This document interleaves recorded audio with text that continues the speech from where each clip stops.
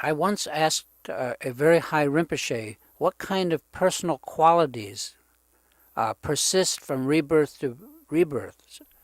And I'm not sure whether he was kidding me or not, but his answer was things like a predilection for hot sauce. Anyway, to sum up where I think we are, this is the second, part of this thing on afterlife.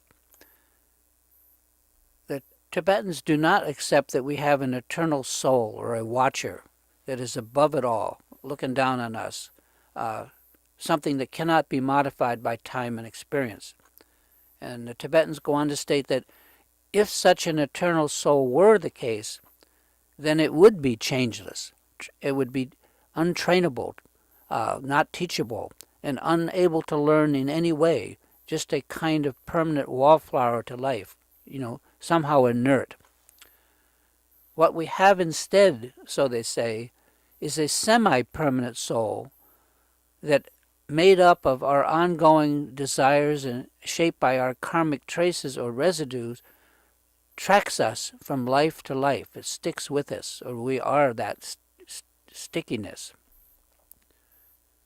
The Yogacharans, a Buddhist philosophy, do point out that what does persist from life to life in the storehouse consciousness, the alaya vijnana, is longer lasting than what we consider in this life as long lasting. And this probably takes some explanation, but it's an important point. It's long lasting enough to encourage us to believe that it is our permanent nature. In other words, this storehouse consciousness where all of our actions and stuff are stored has a longer sense of lasting. It seems more permanent than our ephemeral day-to-day idea of time. So it's long-lasting enough, this storehouse consciousness, to encourage us to believe that it's permanent in nature. And that fact has become a real problem for us. This belief on our part in an unchanging soul is called eternalism. On the other hand, the current scientific materialists are called by the Yogacharans nihilists, because nihilists believe, like the old Schlitz beer commercial, that you only go around once. And that the physical and spiritual activities are not at all separate. In other words, when you go, you're gone. The alaya vijnana, the storehouse consciousness, itself does not last forever and eventually is exhausted when we're enlightened.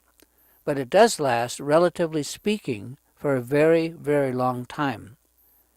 In other words, it apparently has lasted through innumerable lifetimes, our lifetimes, up till now. So it's not a flash in the pan. We can, we often speak of our sun, the sun that lights the earth, as eventually fading out, but yet we go on living with no imminent fear of that. While perhaps not permanent, I suggest that our particular storehouse consciousness is long-lasting enough to be depended on for at least the foreseeable future. I mean, this is where we're at now. The relationship of our particular set, our karmic traces, as they are stored in the alaya vijnana, the relationship of that to what is demanded by a particular set of circumstances at any rebirth needs to be clearly understood. Maybe that sentence isn't so clear, but perhaps we can all agree that at death we have no further use for the particular collection of likes and dislikes, our fixations, that make up ourself here and now in this life. And according to the Buddhists, our self is abandoned when we die. It's left at death's doorstep. And it's not totally clear to me as to the influence or effect the basic desires, our fears, and whatnot that have created our self-fixations in this current life, what effect they will have on our next life. We know that the persona, our person, that we draw around ourselves at rebirth, our new person, will be based on the circumstances and the parents, etc., of that new life. But more importantly, and certainly some of the desire and karma stored in the storehouse consciousness, or karma, from previous lives must influence our personal fixations at rebirth and help to shape our new life. The great Indian poem, the Bhagavad Gita, as translated by Sir Edwin Arnold, reads like this. Just a little part of it. Nay, but as when one layeth his worn-out robes away, and takes new ones saith, These will I wear today, and so putteth by the spirit lightly its garb of flesh, and passes to inherit a residence afresh.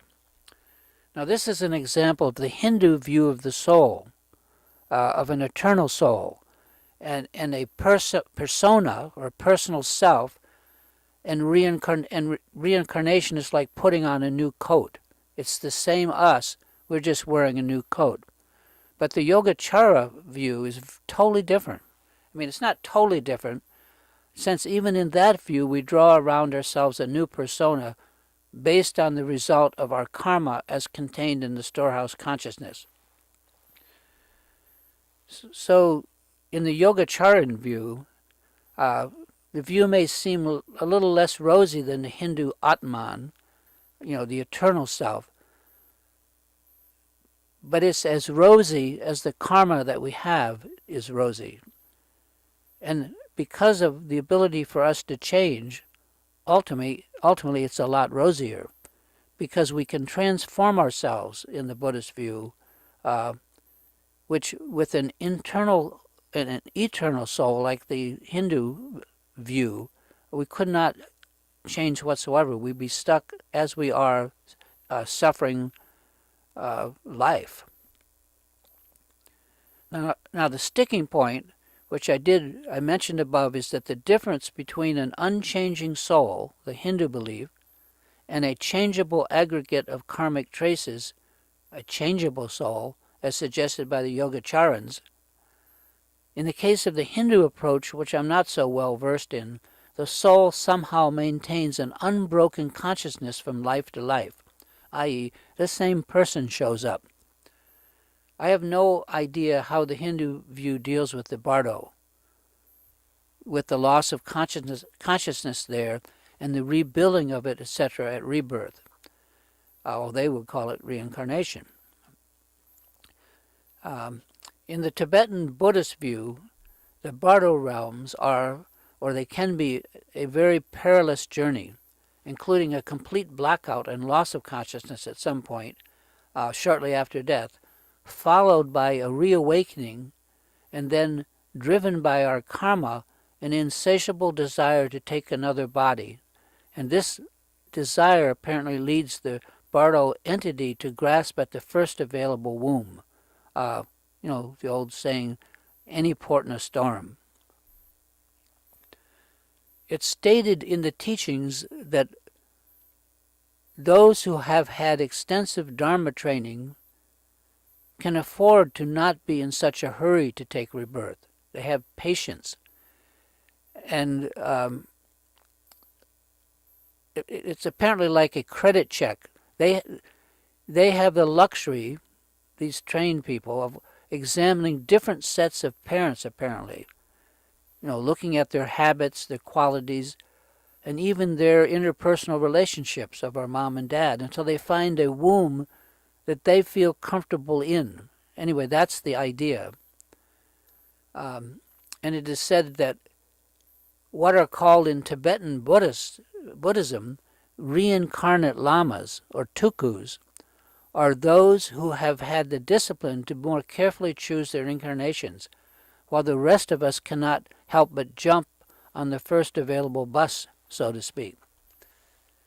With tukus, these reincarnate lamas, the word reincarnate is often used instead of rebirth to show that in some respects their consciousness must be more continuous than ours, than most of ours.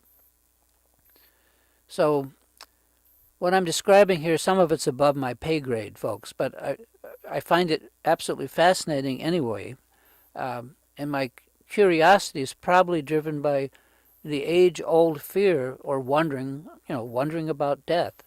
Or as Shakespeare put it so well in Hamlet's soliloquy, and I'll just quote a little bit of it, and he says, "But that the dread of something after death, the undiscovered country from whose bourne no traveller returns, puzzles the will, and it makes us bear those ills we have, then fly to others that we know not of.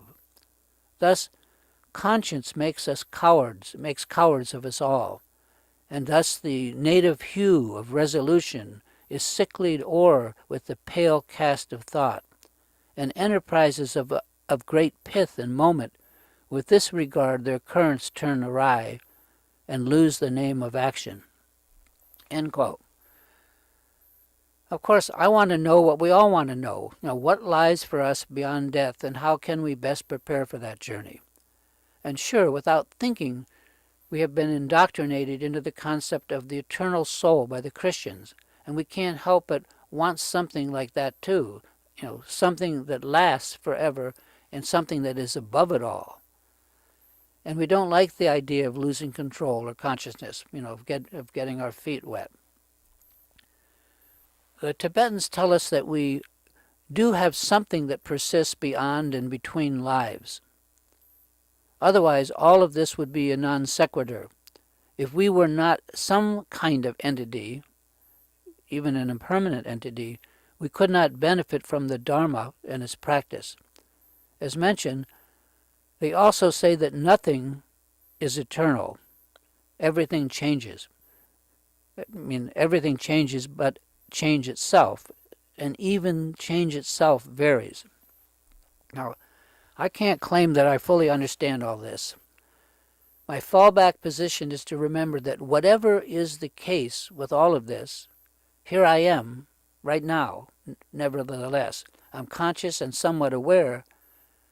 No, I can't remember who I was before, although when I was younger, I sometimes would encounter parallel universes that, like passing trains, would mutually coexist for a day or part of a day and then separate again.